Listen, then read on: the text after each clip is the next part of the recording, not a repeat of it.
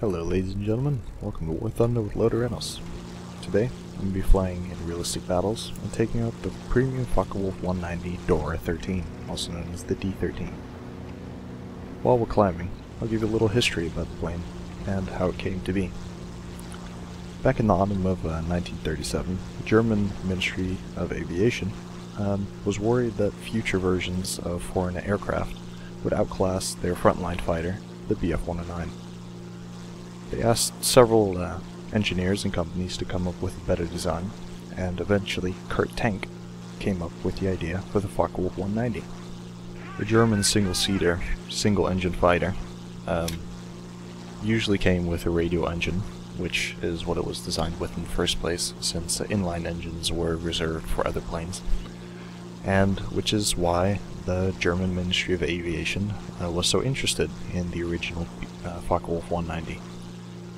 Because they didn't need to lend any engines to the development of it, because the engines were already very scarce. The 109 was used by the Luftwaffe as a day fighter, a fighter bomber, a ground attacker, and sometimes a night fighter, but not quite as often. It first saw operation in 1941 above France, and the Allies quickly noticed that it was superior in almost every single way to their Spitfire Mark V, except for turn radius. This is a great plane to fly in this game, and there's many reasons for it. One of the strong points is that currently when you fly Germany, you seem to fly against B-17s a lot. Now here, I'll show exactly why these cannons are so very effective against the B-17s, and why this is a great aircraft to fly with the current B-17 spam that we're facing. Careful not to get too close to the B-17 and allow it to get shots on me. I come in from the side, climb up a little bit, and make it so that the rear gunner cannot aim on me. The B-17 decides to turn to the right, and that proves to be a fatal mistake as I release the cannons on its right wing, instantly catching it on fire. Usually the fires go out, but in this situation I got lucky, and the pilot eventually decides to bail, granting me my first kill of the game.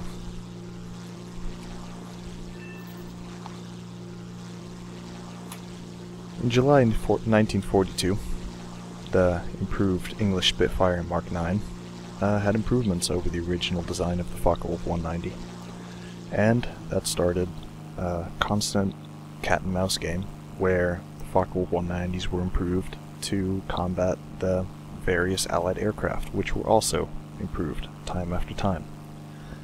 At this point, the Bf-109 was still considered a greater threat by the Allies, but the Focke-Wulf 190 proved to be just as capable in aerial combat. Pilots who flew the Focke-Wulf 190 enjoyed the greater firepower and maneuverability at low or medium altitudes. Becoming the backbone of the Jagdwaffe, or the fighter force, along with the Bf-109, the Focke-Wulf 190 was a great aircraft, but it lacked in high altitude performance. This is what eventually brought the Germans to develop a new version of the 109, or the Dora. The Dora had a longer nose, and had a better engine. Instead of using the radial engine, it now used Junkers Jumo 213 inline engine, which was first used in September of 1944. Compared to the A series, the D series of Focke-Wulf, or Dora, performed much better at a higher altitude, where the A version were not very good about the altitude of about 6,000 meters, or 6 kilometers. The Dora versions performed very well, up until about 10,500 meters.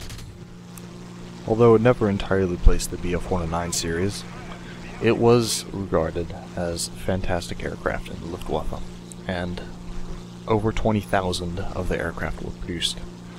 The Dora 13, which I'm flying right now, was the last version of the D versions to be produced, and was equipped with 3 20mm MG-151 cannons, which were highly effective against bombers, as was already discovered by earlier aircraft which used them. Here, I'm going to approach a B-17 in a head-on pass. It's very effective for getting pilot knockouts, and there we have it. Second B-17 of the game destroyed. I'm still keeping an eye on the P-51, which is down there, and expecting to engage him quite soon. As I'm about to turn away, I notice that the P-51 has in fact turned around and is heading back in my direction. I turn to engage, which eventually leads to the two of our planes approaching each other in a head-on pass.